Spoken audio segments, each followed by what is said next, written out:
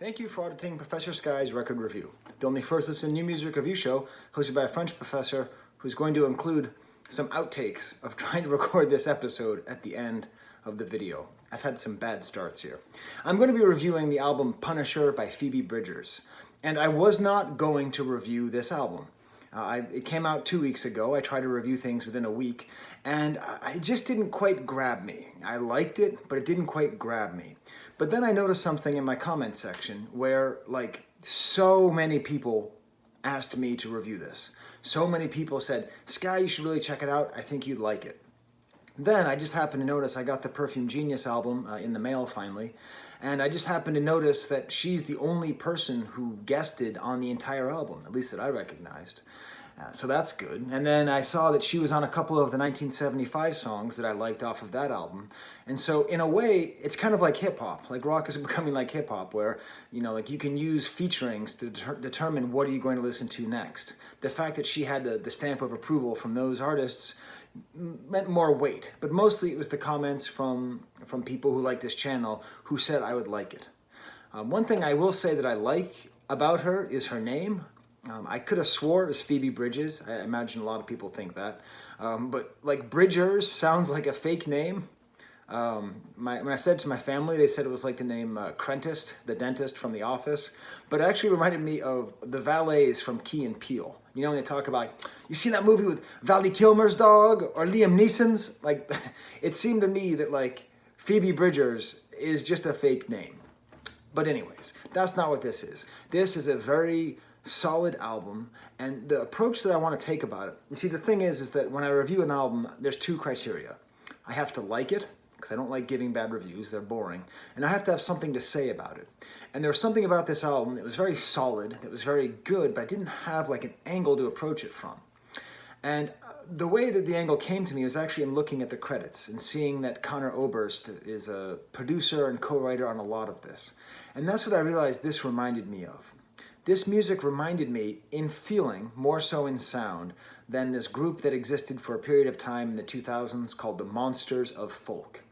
So if you don't know about them, they were a band with M. Ward, Conor Oberst, one other guy, and Jim James from My Morning Jacket. And all of these singers had this commonality, which is a term that I throw around a fair amount, but I think it's important, and it's especially when it comes to pop musicians or rock musicians and our relationship to them. They all have a messianic quality. And by that, I mean there's something about their aura, about the way they present themselves, their charisma, their stage presence, where you feel at once intimately connected to them. And their lyrics let you in, and you feel like you actually know them. But at the same time, there's a intentionally mystical, and also often intentionally distancing element to their music as well. So that it's easy, and I have a long history, especially with Jim James, which I hope I will never tell you on this channel, this sort of messianic feeling. Very rarely do female singers get this role, right? It's just the sexist nature of humanity that we tend not to do that. But I realize that Phoebe Bridgers very much has that feeling of intimacy and distance, that feeling of sort of mystical power. And I think it comes from the production, which is often quite ethereal, but mainly it comes from her lyrics, which are absolutely excellent. This album feels like you completely know her and you know exactly where she's coming from, but it also feels like she is some alien so far above us that we would never be able to understand what she's really saying. For the most part, my biggest fear about doing this review at all is that I don't think it's an album you can listen to 3 times, 4 times, and give a review. This feels like an album that becomes a part of your life. I can tell you that for Perfume Genius. I mean, you should watch my review of it. It's up there. It was a good review. But I didn't know what the hell I was talking about. That album is so much better than I gave it credit for, and I liked it in my review. But this is the kind of album, and maybe this is the messianic quality of it, where you have to really get into the mindset, really into it. You have to know every line, you have to know every little production detail, every little note, and then at that point is where it actually takes off and actually exists in your mind. In a way, I don't know for a fact, but I imagine that Elliott Smith is one of her biggest influences, and I certainly feel that all of these artists that are doing that, I think it all kind of goes back to Elliott Smith as sort of this kind of figure who personifies that messianic quality. But it's not like any of them are trying to be God, right? I think it's that they all are able to elicit that reaction from their audience. So my review is not, and I'm over. The only review I can give you is that there is no review. That's not true. The main thing I'd say is that the lyrics take you through the entire album, and it's one of these albums where you need a lyric sheet. I had a Rap Genius up with all the lyrics, and for the most part, that is how I was able to really appreciate the album. If I had a complaint about this, and I do, I have several complaints, is that her voice is not, her lyrics deserve a clearer voice. So it's not that she mumbles, but because she's in this usual kind of high register and the melodies aren't that distinct, you have to really be listening to hear the lyrics. And that's my biggest complaint. On the flip side of that, the whole album is actually quite enjoyable in the background. And I've heard it once or twice in the background, once or twice with headphones very intentionally. And when it's on in the background, it actually works quite nicely as a nice background album. So maybe my complaint is actually part of a compliment as well. But I think the lyrics deserve more. So let's start. The whole album begins with a track called DVD Menu, which immediately is just very evocative, right? DVD menus, DVDs are a dying breed. I've actually been thinking, because I've been rewatching all the Nightmare on Elm Street movies with my kids, and that was made when DVD menus used to be just wild and crazy, and it took 45 seconds to get through. And right there, it's clear that she's kind of working on an interesting level. And so this sets up a kind of cinematic feel for the entire album, where the DVD menu is just a introduction, instrumental introduction. But then if you go to the last track, by the end of the last track, it actually reminded me sort of like a James Bond sort of bombastic ending. So in a way, it sort of takes you through that whole way, that whole journey, and it really feels at times like you're in this movie. What is the movie? What is Phoebe Bridgers? That Phoebe Bridgers dog? What is it that Phoebe Bridgers is trying to get us to feel? I think there's two things happening here lyrically. There's reminiscence of home, and then there is a travel log. It feels like she's been traveling, touring, I imagine, and having lots of thoughts and writing them in a way that does that thing where you feel close to her and like you could never talk to her in 1,000 years. You see? I found an angle after all. The first sort of real track is called Garden Song. This is that mystical element I was talking about, where she talks about burying a skinhead in her garden. I don't really know what she's talking about. At times, this track also reminded me of Bon Iver, which is in that same kind of realm. The chorus is cool because it has this very low voice underneath. A voice like improbably low. I don't know how she found somebody to sing that low. It reminded me, a friend of mine was he was really into spray painting, tagging. And he had a friend. And that friend had a voice that was so low, I almost laughed because I thought he was making a joke when he said hello. It's that kind of low voice. But it's really quite nice, and it's all about these vague memories. It's almost like a dreamscape at times, the way she's describing things that happened in her life, these sort of like little vignettes that she gives us. Next track is called Kyoto. I've spent a little bit of time in Japan myself, and I would say that this is cool because she's talking about Kyoto, and one of the first things she says is about going to the 7-Eleven. And if you've been to Japan, convenience stores are such a big deal that right there, I felt connected to my time there. But what she does that's so great in this track is she connects it to this relationship difficulty of talking to someone on a payphone and having it cost $1, and someone writing her a letter, but you don't have to read it. All these little, like that line, I'm sending you a letter, but you don't have to read it. Phoebe Bridgers really knows how to write those lines that are taken from your own past. It's her present, but it's your past if you're like me. How many times have I written really heartfelt things to people and tried to let them off the hook by saying, but you don't have to read it. But what am I actually saying? You do have to read it. This one's nice too. It's a little bit more of an actual song. It's not so much like lyrics over a vignette. It's actually a nice kind of chugging rock rhythms. It's pretty nice. Another good line, I'll kill you if you don't beat me to it. It's good. I think it's important to have relationships with, songs about relationships with toxic people where you're describing the way that you react to that toxicity. Really quite nice. The next track, Punisher. This is a good example of really why you need headphones and you really need to listen to this album carefully. The first 2 times that I listened to it and dismissed it because I didn't like it, it was in the car. And the car is the worst place to listen to this album. It's okay to listen to it on speakers, you know, because it's nice and full and it gives you that nice, it's very well produced. But headphones are probably the best. There's like this little like vocoder sound in the back in this track. Just one little bit that just comes in. It's really nice. Next track is Halloween, the one that initially prompted me to say, nope, not going to review it. It is a good song though. But this is where, at this point, I was tired of her vocal register. Although this one is a little bit different because she's more whispery. There's some nice kind of plucky instruments going on here. It's probably the saddest song ever made about Halloween. It's like, we can be anything. I'm so sorry. I don't want to live near a hospital. And also, she makes a specific reference to the beatings at Dodger Stadium.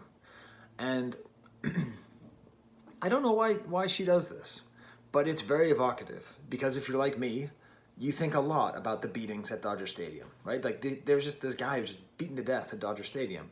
And, like, why? And this track, it actually has Conor Oberst singing with it. I don't know how I pronounce his name. Oberst? I don't know. I was only dragged to that Monsters of Folk concert because of Jim James, which is related to the story, which I hope I never tell you. The next track, Chinese Satellite, this is where I really started to warm up to the album. Just how beautifully she just is able to start off with so many lyrics. They're just like, pow! I've been running around in circles pretending to be myself. Why would anyone do this on purpose when they could be doing something else? And then she goes into the anger at not having written the songs that she listens to. But it's very sweet. It's like sort of like this song about wanting to believe. Like she wants to believe in aliens, and I'd say she actually wants to believe in herself, and the drums come in, and nice dynamics all the way throughout. But this is a song where I imagine, I'm telling you that I like it. I think if I bought this album on vinyl, I would have like a very intimate relationship with this song. Like I would like know everything about these little things. But I'm just going to listen to this album a couple times now, release this video, and then we'll see. The track Moon Song is another wonderful mystical love song. Very cool distorted drums in the background. This is the only song that she has sole songwriting credit for. And when I did my 5 minutes of research, which I do before every episode, the thing I discovered is that, like, you know, she was found by that guy Ryan Adams, and this album is like produced by Conor Oberst, and I think it's great that there are these older guys, you know, my age, who are mentoring her and helping her produce and everything. But I do fear that maybe there's a kind of vampiric thing happening here where she's like young and relevant and hip, and they're becoming sort of elder statesmen. And I am curious, just hearing Moon Song, what if Phoebe Bridgers, what if you just gave her a computer and a guitar and just gave her a week? Like, it might be that what she comes up with is better than this. But I don't know. Maybe not. Maybe they make it great. Maybe I just have a hard time relating to Conor Oberst for other reasons. This also has a great lyric that I have thought many, many times, in which she talks about the song Tears in Heaven by Eric Clapton. Now, you should know something. I've never been in a fight. I know it's hard to believe looking at me with all these books behind me. I've never been in a fight. During my divorce, I came very close to getting into a fight. I was in a rough spot in my life, and I was at a bar in Rochester, and I was just sitting there, and someone started talking about Eric Clapton. And I just started going, Eric Clapton sucks! Because I really don't like Eric Clapton. And the guy's like, what'd you say, bro? Eric Clapton is God. And you know, it would have been not a good scene. I didn't actually come that close to getting into a fight. But part of the reason why I've always had a problem with Eric Clapton is because in 1991, when I was 14 or whatever it was, Tears in Heaven was everywhere. And it's a song about his son dying. You know, his son fell out of a window. It's a tragic, tragic story. He had a co-writer. He had a co-writer on the song about his son dying. That's all you need. For me, that's all I needed to know about Eric Clapton. So, I love this lyric. We hate Tears in Heaven, but it's sad that his baby died.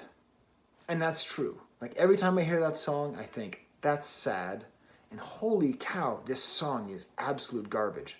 Fun fact, the person who wrote Tears in Heaven also co-wrote My Heart Will Go On from Titanic. Has anyone been more responsible for more songs I dislike that I've had to overhear in my life? Savior Complex has some more great lyrics. Baby, you're a vampire, you want blood, and I promised I'm a bad liar, with a Savior Complex. All the skeletons you hide, show me yours, I'll show you mine. Really nice. As someone with a Savior Complex himself, I like this, not just because it matches my Messianic theme of earlier, but it's a serious problem if you have a Savior Complex. And this is off the top of my head right now, so I might have to develop this theory as I talk, so give me some space here. Looking at all the lyrics and the way that she's describing these relationships, for the most part, the relationships that she's describing are not good. They're very toxic, especially Halloween, and especially Kyoto, where she's talking about this guy who's trying to get sober. And so as somebody who has tried to stay with people as they get sober, who has tried to stay in toxic relationships, it's because I have this Savior Complex. So I am very happy that she put this to words. When I was 25, I was still making music. Not this good, but I was still making music. And I wish I had enough presence of mind and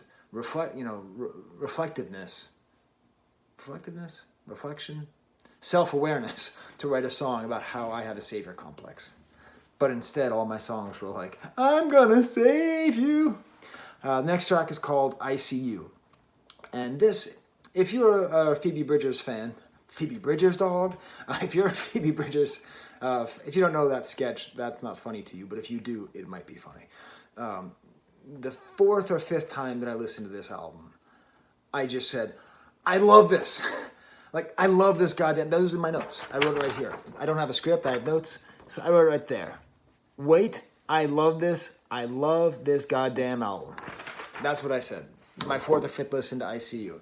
The plucked strings, it felt a little bit like Burn the Witch by Radiohead even, but just the whole lyrics about how she's feeling and she's longing for this guy and how she messes it up and just the way it all comes together. Matter of fact, I'm going to play 14 seconds of this song for you just so you can share my passion for it right now.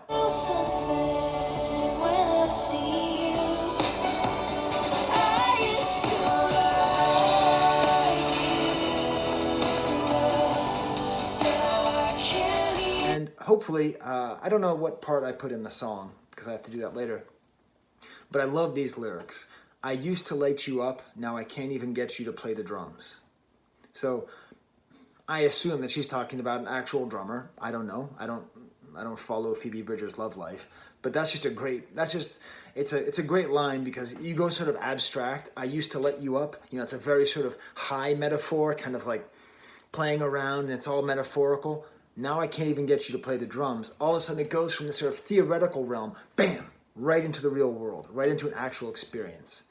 Because I don't know what I want until I F it up. Great lyric. I don't know what I want until I F it up. Excellent. Like I told you, the lyrics on this album, absolutely spectacular. The production is usually good. The songwriting is usually good. The next track, Graceland 2, is a real... it's okay. It's okay. I heard it from the other room, and I liked it, but when I listened to it carefully, it's a little too, like, trying to sound country, folky. It's got, like, a fiddle sound, banjos, just not my favorite. But that's okay, because we then lead up to I Know the End, which is my favorite track on the album. Well, actually, no, I See You is my favorite, but this is a close second. Just great. That's her thoughts, and she's lost in her thoughts, and she's thinking about Germany and Texas, and she's traveling, and these kind of like warbled like string sounds or some kind of sounds in the back, almost like Sgt. Pepper's. On this song, more than any other song, her voice is crystal clear, and it goes over. And this is where it's the best example of her capacity to paint a picture. I almost think of Bruce Springsteen as being the master of this, of like painting a very specific moment. And speaking of Messianic singers, and in that moment, you are able to get, the most famous example is, the screen doors swinging that Bruce Springsteen sings about. When he says that, like, you are able to be placed in an exact moment. In this song, she talks about this moment of being on a rusted swing set. And the line is, after a while, you got quiet and I got mean. And the richness of this story. You can picture the rusted swing set We have, most of us, I believe, been with someone that you love, sitting on a swing set, just talking, doing whatever, or someone that you want. And this moment of someone getting quiet and someone else getting mean, first of all, she's the one who gets mean, which is beautiful that she's able to admit it, right? That self-awareness that is so endearing in any singer, anybody. But then it's just this really true moment where you really feel it. It's not up here. Like, this happened. And you are right there in that moment, on that swing set, and someone's quiet, and then someone gets mean. And she's able to build that image just perfectly. And then the song builds up after that. Some nice, I call indie horns, you know, like horns that are used like just for a little melody here or there. And then the drums come in, and then the end, it's like I said, it's like a James Bond soundtrack or something. It gets super exciting and ends on that great big high note. And that's it. There's my review of Phoebe Bridgers. So thank you, commenters, for pushing me to actually review this. Now, I also got pushed to review the Lady Gaga album. I just don't like Lady Gaga. I think she's great, I just don't like her. So you can't get me to review anything, but you at least got me to give this a real shot, and I'm glad that I did. Okay, until next time, for Liam Neeson's and Val Kilmer's. Oh, and if you want to watch the outtakes, I'll put them on after this. It's pretty funny because I got like stuck in the sun. Anyways, there's the camera. Hi, That's welcome wrong. to Professor Skye's I'm Hot and Fat Wicked Review. I'm going to be talking about Phoebe Bridgers' Punishers. Now, the first album that I'm going to talk about is Punishers by Phoebe Bridgers. Anywho, Thank you for auditing Professor Skye's record review. The only first listen new music are you